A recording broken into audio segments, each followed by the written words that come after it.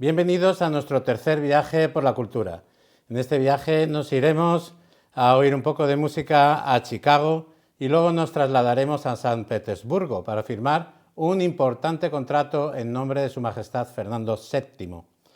De ahí volveremos en un barco artillado hasta Cartagena y de ahí iremos a Monóvar y acabaremos en la cumbre de Aitana con Javier Gallud y Azorín.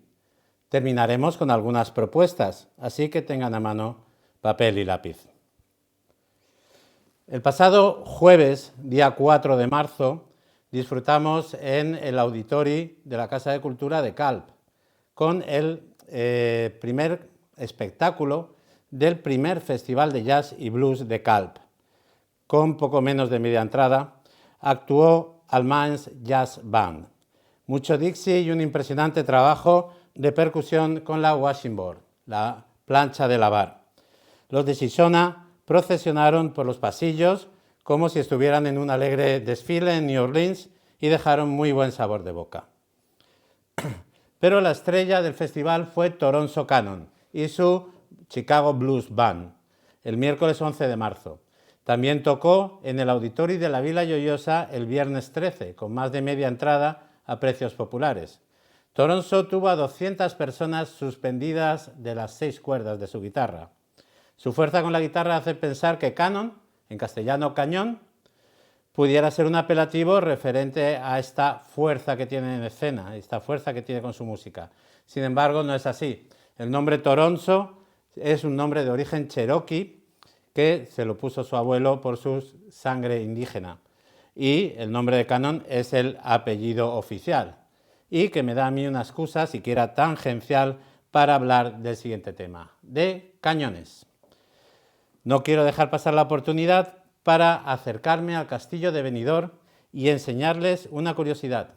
En ese castillo donde divisamos a poniente la Torre del Aguiló, a levante la Torre de los Caletes, tenemos un podio circular en el cual hay 4 cañones en cruz. Si nos acercamos, veremos que uno de estos cañones tiene un curioso emblema.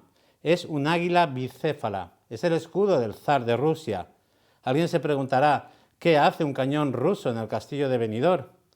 Porque incluso en la prensa de los años 60 se decía que estos cañones habían servido para defensa del castillo frente a piratas y corsarios. Si nos vamos a Alicante, a la fortaleza de Santa Bárbara, continuando nuestro viaje, encontraremos un cañón idéntico en el baluarte de Santa Ana. Es curioso que en Alicante esté el baluarte de Santa Ana y en Benidorm en la plaza de Santa Ana. En cualquier caso, ya tenemos 2 cañones rusos. Y si nos vamos a Cartagena, encontraremos unos cuantos más. Y concretamente en uno de ellos una placa indicativa que dice textualmente que pertenece a la flota de 5 navíos comprada por Fernando VII al zar Alejandro I en 1817. Se trata de un cañón de gran calibre, un cañón de a 24 libras. El rey Felón, en este caso, protagoniza uno de los escándalos más silenciados del siglo XIX, pues sin contar con su ministro de Marina, procedió a comprar al zar 5 navíos que apenas si pudieron llegar a España. Podridos, tras un nulo o breve servicio, fueron desguazados, algunos de ellos en Cartagena. Solo se pudieron salvar los cañones. Los navíos se habían construido con pino para las aguas cerradas del mar Báltico y no servían para los viajes transatlánticos que precisaba la Marina española. Su estado era pésimo, ni aun reparándolos servían para nada. Cuando el ministro de Marina, José Vázquez de Figueroa, denunció este desastroso negocio, fue desterrado por el rey, aunque al final la verdad se impuso y el rey tuvo que rehabilitarle. Personalmente no creo que ni el cañón ruso ni ninguno de los otros que están allí expuestos hayan servido en ningún momento en el castillo de Benidorm. La tropa francesa lo desmanteló cuando lo abandonaron en 1813 o 1814 y los ingleses volvieron a destruirlo lo poco que se había rehabilitado en 1830. El que sí que sirvió al castillo de Benidorm es un cañón que está reventado y que sigue colgado de la cornisa del Canfali, y posiblemente alguno más que está sumergido.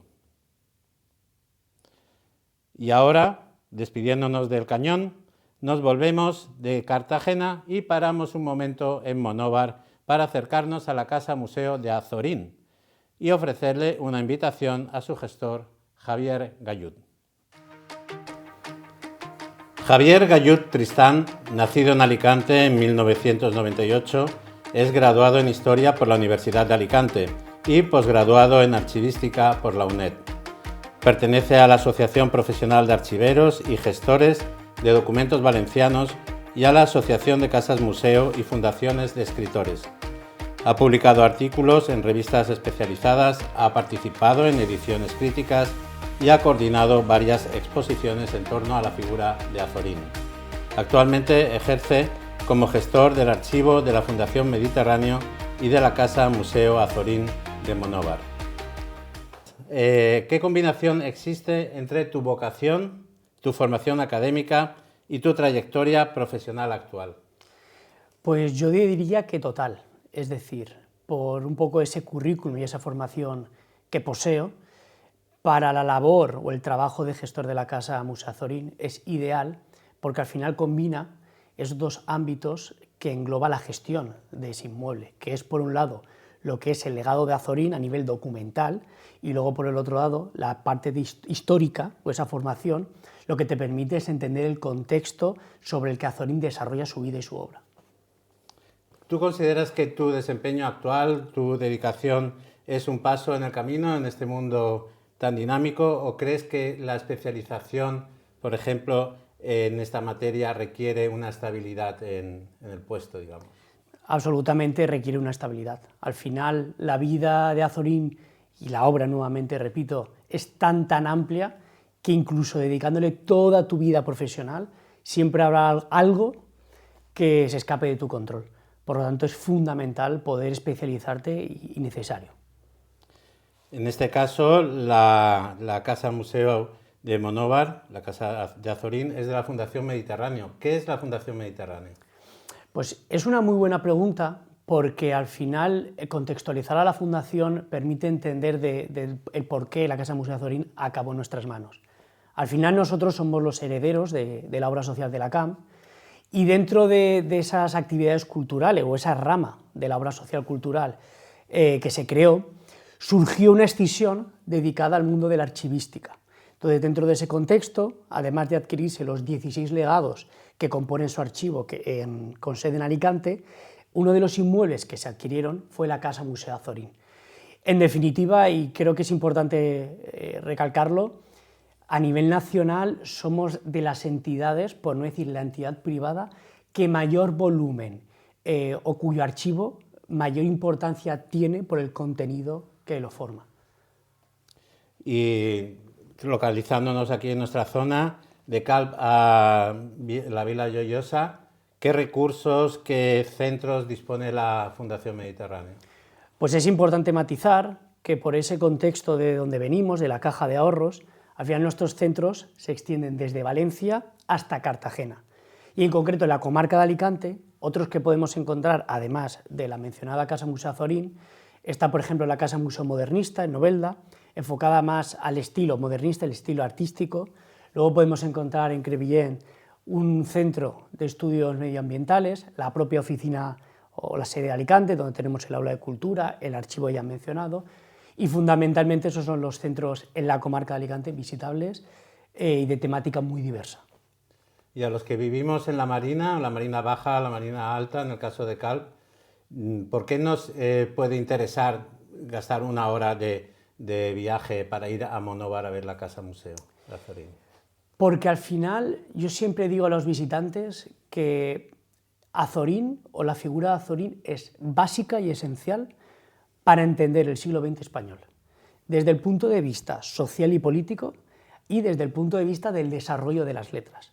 Entonces, en este sentido, esa visita lo que nos va a permitir es de lleno poder vivir esa historia que hemos estudiado en los colegios, en las universidades, etc.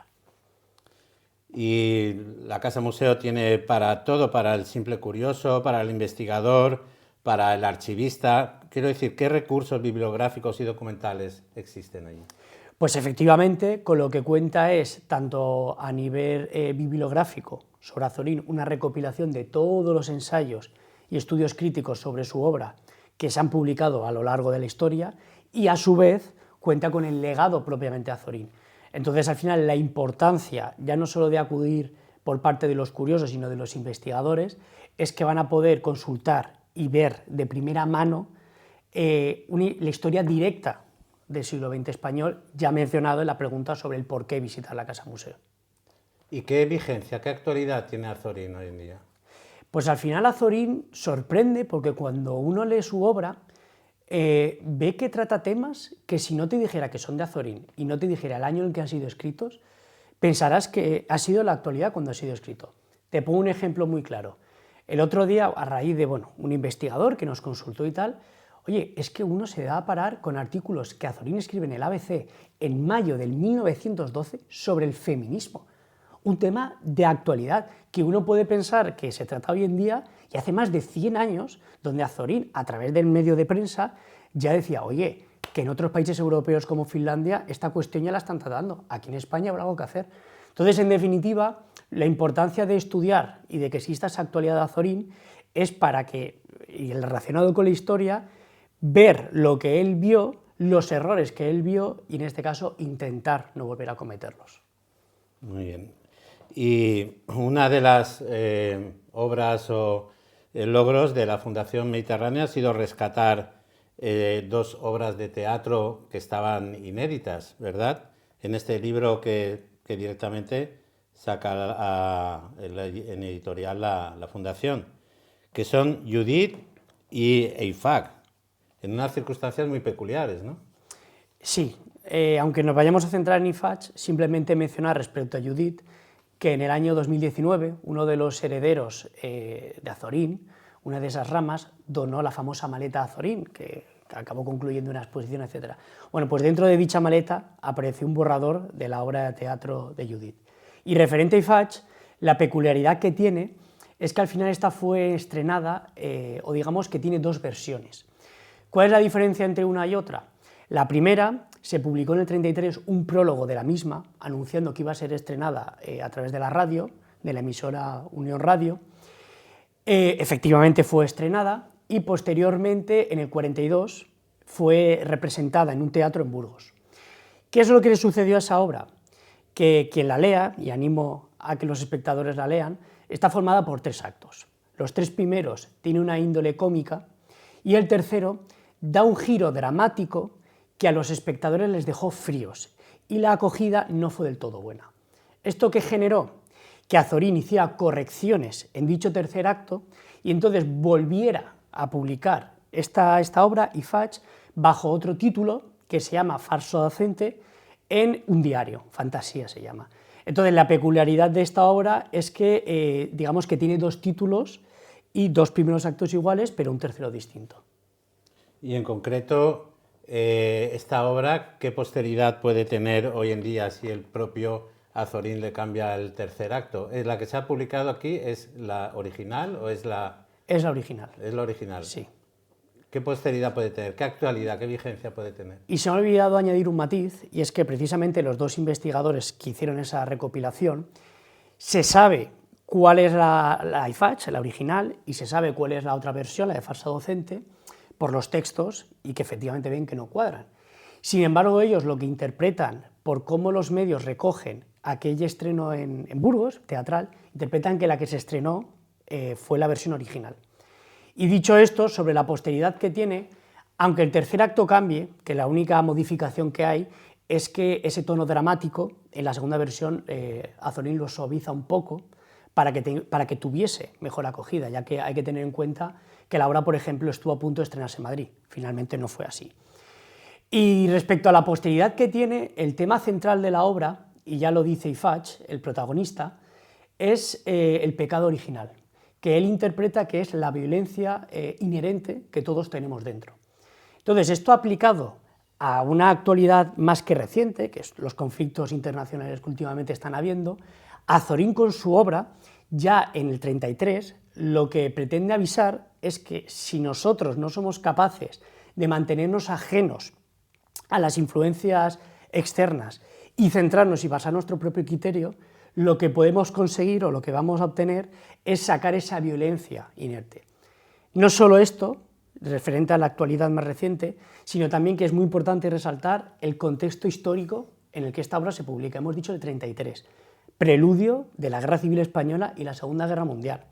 Azorín es importante matizar que tuvo una fortísima vinculación a la política. Él llegó a estar hasta en 5 ocasiones formar parte de diputado de las Cortes.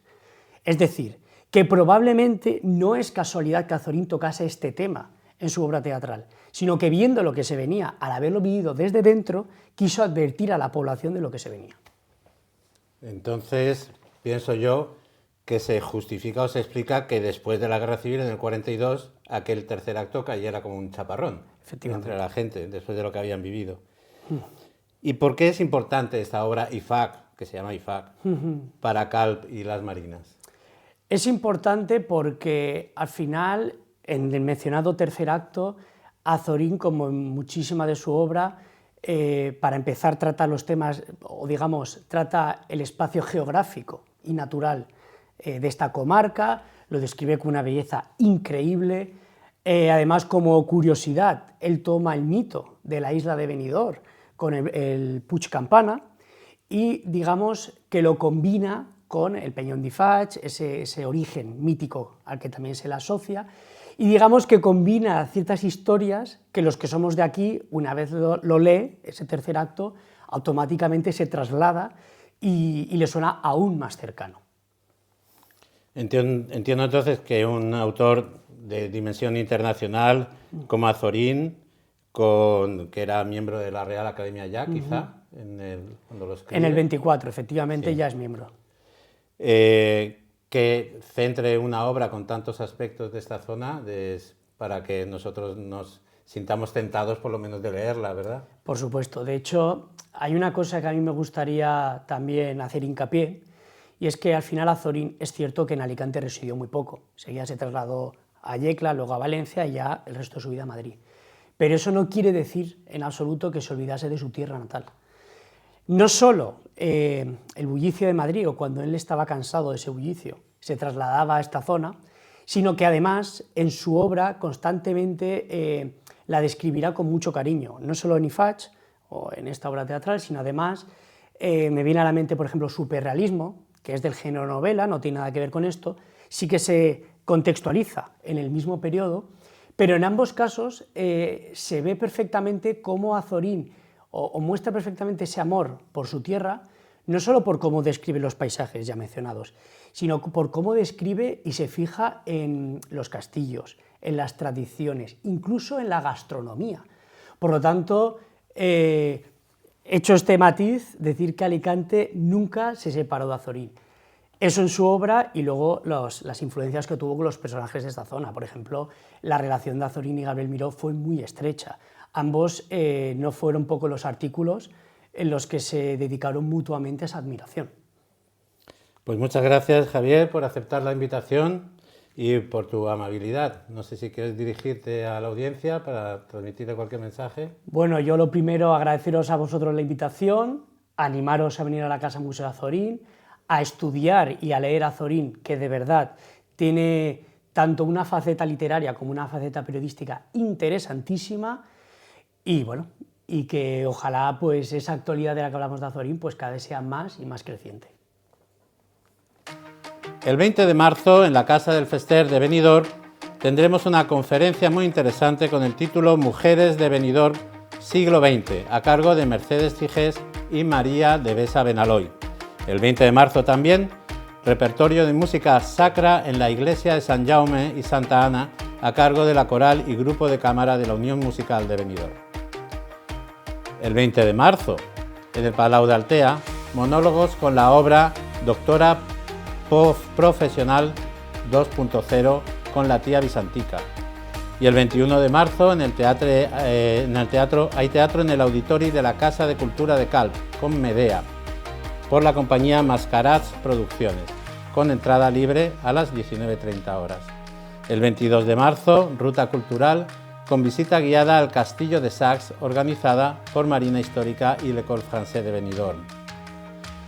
El 24 de marzo, en el Salón de Actos del Ayuntamiento de Benidorm, lectura de textos teatrales a cargo de varias compañías de teatro amateur.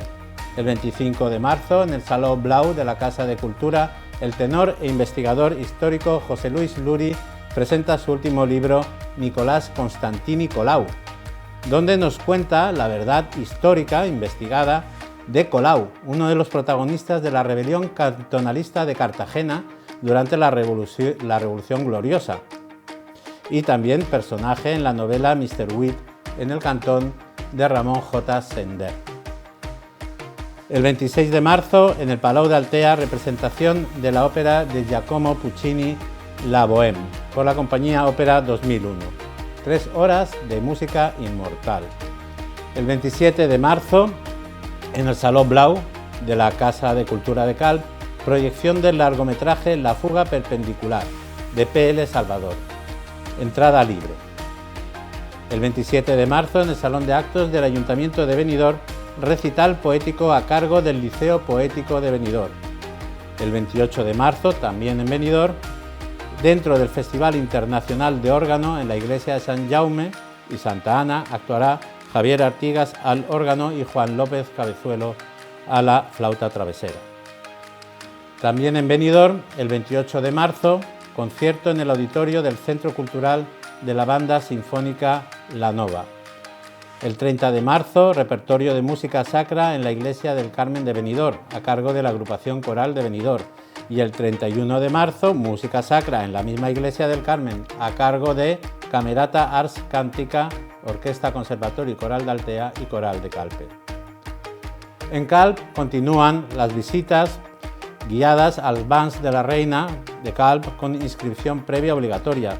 Del 31 de marzo al 28 de abril podremos visitar la exposición Colores de la Infancia por Victoria Udalova y sus alumnos en la Casa de Cultura de Altea, de lunes a viernes. Hasta el 22 de mayo podremos disfrutar de la exposición Serie Ibera de la artista Sómnica Bernabeu en el Museo Boca del Calvari de Benidorm. Y en la Vila Joiosa, hasta el 15 de abril, sigue abierta la exposición Menjars de la Terra, legado gastronómico de González Pomata, en Vila Museu. Y del 1 al 30 de abril, exposición fotográfica El Clatell de la Princesa de Xavier Moyà en la Casa de Cultura de Calp. Y así nos despedimos hasta nuestro siguiente viaje por la cultura. Gracias por haber viajado con nosotros y les esperamos en nuestro siguiente viaje.